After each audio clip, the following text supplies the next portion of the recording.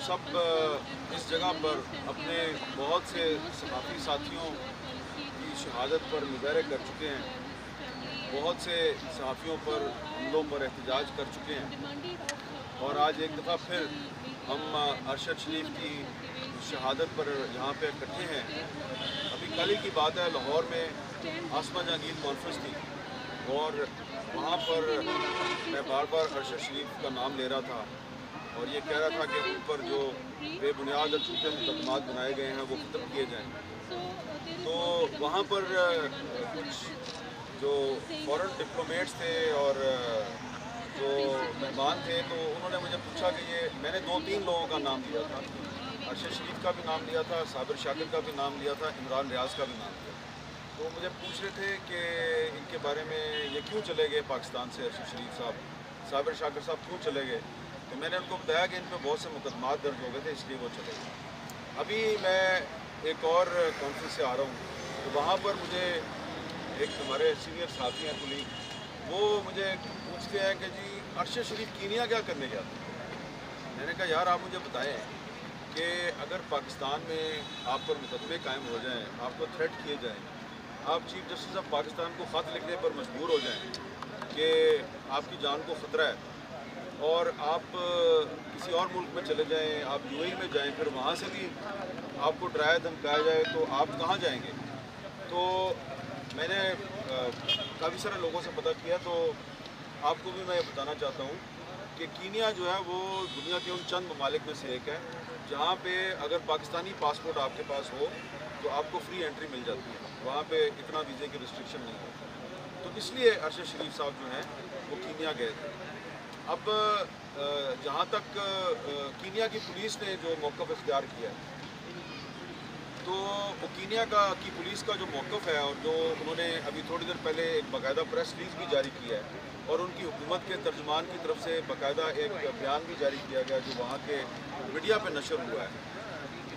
मैं पाकिस्तान की सहाफ़ी बरादरी के बिहाफ पे कीनिया की पुलिस के मौक़िफ़ को और उनकी हुकूमत के मौक़िफ़ को मुस्तरद करते हैं। उसकी वजह मैं आपको बताता हूँ। कीनिया में बहुत से सहाफ़ियों से हमारा रब्ता हुआ है और कुछ बैनुल-अक़वामी सहाफ़ी तंजीमें जो हैं उनके जो नुमाइंदे हैं कीनिया में, उन्होंने भी उनसे रब्ता किया। अभी थोड़ी देर पहले भी मेरी बात हुई है। रिपोर्टर्स विदाउट बॉर्डर्स RSF जो है, जो हर साल वर्ल्ड प्रेस फ्रीडम इंडेक्स जारी करती है, उनका जो नुमाइंदा है कीनिया में उसका भी यही मौक़िफ़ है कि जो कीनिया की पुलिस है उसका जो मौक़िफ़ है वो उसमें पिछले कई घंटों में तब्दीली आ रही है।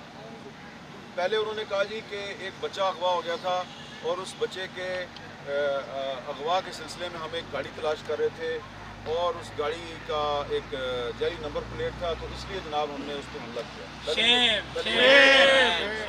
अब हमें जो कीनिया में जो साफ़ी हैं उन्होंने बताया कि वो बच्चा जो है वो रिकवर हो चुका है। जब अरशद शरीफ पर हमला हुआ उस वक्त तक वो बच्चा रिकवर हो चुका था। अरशद शरीफ जिस गाड़ी में ट्रैवल कर रहे थे उस गाड़ी की नंबर प्लेट असली थी, वो गाड़ी की नंबर प्लेट जाली नहीं थी। फिर कीनिया की पुलिस जो है उसने ये भी दावा किया कि उनको हमने पहले रोका, एक चेक पोस्ट पे रोका, वो नहीं रुके तो फिर फायर हुआ। ये मौक़िफ़ भी गलत निकला है, इसलिए कि अब जो कीनिया के जर्नलिस्ट हैं वो कहते हैं जी कि वो जिस जगह पे वो कहते हैं हमने रोका है वहाँ पे कोई चेक पोस्ट नहीं है, वहाँ पे कुछ पत्थर रखे हुए थे सड़क पे और वो पत्थर सड़क रखे हो तो आप ऐसे तो नहीं रुक जाएंगे ना जब तक कि आपको कोई रोके ना। तो उनको रोका ही नहीं गया और उनको एक गोली नहीं मारी गई, उन पर 2 गोलियाँ चलाई गई। यहाँ पे ये सवाल पैदा होता है कि अगर फ़र्ज़ करें कि कीनिया की पुलिस का मौक़िफ़ दुरुस्त है और वो एक स्टोलन व्हीकल या एक मशकूक गाड़ी को रोकना चाह रहे थे, तो दुनिया जहान में प्रोटोकॉल होते हैं, यहाँ भी ये पुलिस वाले खड़े हैं, इनसे भी आप पूछ लें कि इन्होंने को गाड़ी रोकनी हो तो वो ये नहीं करते कि गाड़ी जो है उसको सीधा उसके अंदर जो पैसेंजर बैठा हुआ उसको गोली मार दी, सीधी गोली नहीं मार, वो पहले उसके टायर पे गोली मार। तो आपने उसके टायर पे गोली क्यों नहीं मारी, इसका जवाब दें। आप फ़र्ज़ करें कि चेक पोस्ट पे ड्राइवर ने गाड़ी नहीं रोकी है, वो भगा के लेगा, तो आपने ड्राइवर को टारगेट क्यों नहीं किया, आपने ड्राइवर के साथ वाली सीट पे जो बंदा बैठा हुआ है उसको क्यों टारगेट किया। तो ये सारे सवालात हैं जिनका हमें जवाब चाहिए और ये जवाब हमें उसी सूरत में मिलेगा कि अगर इस वाक़े की थॉरो इन्वेस्टिगेशन हो, जैसा कि शुएब शाहीन साहब ने اسلام آباد ہائی کورٹ بار ایسوسیشن کی طرف سے باقاعدہ ایک بیان جاری کر کے مطالبہ کیا ہے کہ اس واقعے کی جوڈیشل انکوائری کروائی جائے. ہم ان کے مطالبے کی تائید کرتے ہیں. اس معاملے کی ایک جوڈیشل انکوائری ہونی چاہیے اور وہ انکوائری چلتی رہے گی. میرے پہ جب حملہ ہوا تھا تو اس پہ بھی سپریم کورٹ کے 3 ججوں کا ایک انکوائری کمیشن بنا تھا. اس کی رپورٹ آج تک نہیں آئی, لیکن پھر بھی ہم مطالبہ کرتے ہیں کہ ایک جوڈیشل کمیشن اس پہ بنایا جائے. ایک بات اور میں آپ کو بتانا چاہتا ہوں کہ اگر کوئی یہ سمجھتا ہے کہ یہ 2-3 دن تک ہنگامہ ہوگا, کچھ مظاہرے ہوں گے, مطالبے ہوں گے, قراردادیں پاس ہوگی, معاملہ ختم ہو جائے گا, یہ میں آپ کو بتا دوں اس معاملے میں ایسا نہیں ہوگا. اس لیے کہ پچھلے 2-3 گھنٹے میں کچھ ایسی ڈیولپمنٹس ہوئی ہیں کہ کچھ جو انٹرنیشنل میڈیا باڈیز ہیں انہوں نے ایک جوائنٹ فیکٹ فائنڈنگ کمیٹی بنانے کے بارے میں غور کرنا نہیں شروع کیا, انہوں نے بنا بھی دیا. اب اس کی ڈیٹیل میں نہیں بتاؤں گا, لیکن یہ جو انٹرنیشنل میڈیا باڈیز ہیں, میڈیا رائٹس باڈیز ہیں, ان کے نمائندے کینیا میں موجود ہیں. اور کینیا میں وہ جو لوگ ہیں جو اس فیکٹ فائنڈنگ مشن میں شامل کیے جائیں گے وہ سارے کے سارے جرنلسٹ ہیں. اور وہ جرنلسٹ جو ہیں وہ کچھ نہ کچھ کنکلوژن تو نکالیں گے نا, اور وہ کوئی نہ کوئی رپورٹ بنا کے تو لے کے آئیں گے. اس میں 1 ہفتہ لگتا ہے, 10 دن لگتے ہیں, 15 دن لگتے ہیں. تو اب فیصلہ جو ہے وہ حکومت پاکستان کر لے کہ آپ اگر جلد از جلد جوڈیشل کمیشن نہیں بنائیں گے, جلد از جلد اس معاملے کی تہہ تک نہیں پہنچیں گے, تو اگر ایک غیر ملکی جو فیکٹ فائنڈنگ مشن ہے اس کی رپورٹ آ گئی تو پھر جو اس رپورٹ میں لکھا ہوگا وہی سچ ہوگا, ہم پھر اسی کو سچ سمجھیں گے. لہٰذا جتنی جلدی ہو سکتا ہے, ایز سون ایز پاسبل, آپ اس معاملے کی ایک جوڈیشل انکوائری آرڈر کریں. اور جو اسٹیک ہولڈرز ہیں, صحافی تنظیمیں ہیں اور ارشد شریف شہید کی جو فیملی ہے, ان کو اعتماد میں لے کے اس جوڈیشل کمیشن کے ممبران کا اعلان کریں اور اس کا ایک ٹائم فریم مقرر کیا جائے کہ اس ٹائم فریم میں وہ جوڈیشل کمیشن جو ہے وہ اپنی انکوائری رپورٹ کو سامنے لائے گا.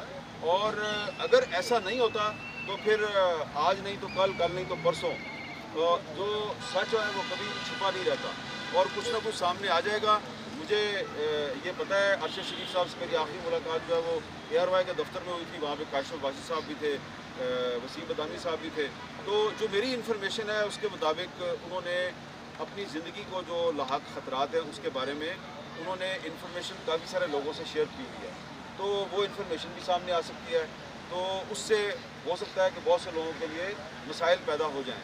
ہم کسی کے ساتھ ہماری ذاتی دشمنی نہیں ہے, ہماری کوئی پارٹی نہیں ہے, اور ہم اگر کوئی یہ کہہ رہا ہے, کچھ لوگ اب سوشل میڈیا پہ یہ کہہ رہے ہیں جی کہ ارشد شریف جو ہے وہ اس کے نام پہ کچھ لوگ جو ہیں اپنی سیاست چمکا رہے ہیں. تو ہم تو صحافی ہیں, ہمارا تو کوئی سیاسی موقف نہیں ہے. میں نے تو کل بھی جو تقریر تھی آسما جہانگیر کانفرنس میں اس میں کہا کہ عمران خان کے دور میں بھی ہم مظاہرے کر رہے تھے, عمران خان کے دور میں بھی میڈیا پر پابندیاں تھیں اور اب اس سے زیادہ پابندیاں ہیں, اس سے زیادہ پابندیاں ہیں.